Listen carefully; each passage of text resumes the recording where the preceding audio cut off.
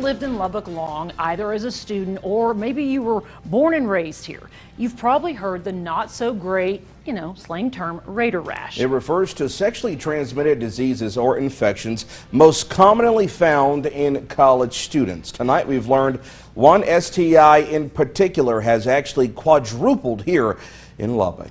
KLBK Skylar Soto has more on this for us. Now, Skylar, how concerned should people here in the city be? Well, Terry and Matt, this afternoon's Board of Health meeting focused on syphilis, and this is a sexually transmitted infection known as an STI. Now, it can be prevented and is treatable with medication, but the spread of the infection is rapidly increasing.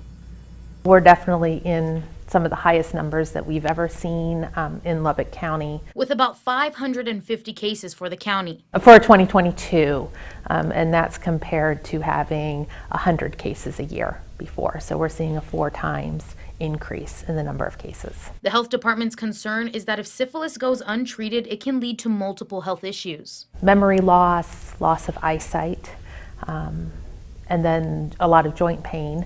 And then one of the big concerns is that syphilis in a pregnant woman can lead to very severe birth defects or even the death of the baby or the fetus. This STI is typically seen in young sexually active men between the ages of 20 and 30, but that's taken a turn. Now we're seeing that demographic shift to almost half of our cases are now female. And the high number of cases isn't only in Lubbock County. We're seeing increases in syphilis across the country, and a lot of that is due to moving public health workforce around to respond to COVID. Wells says syphilis can act as a great imitator. It can look like other diseases you can have.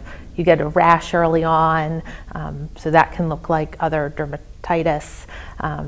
People end up with, if it goes untreated, you end up with dementia or eyesight issues. So it just looks like other things that could be going on with the body. And symptoms to look out for are rashes, fatigue, itches, and ulcers. And Wells also said the health department's big goal is to get the number of syphilis cases down to the point where it's something that becomes very rare. Terry? All right, thanks so much, Skylar.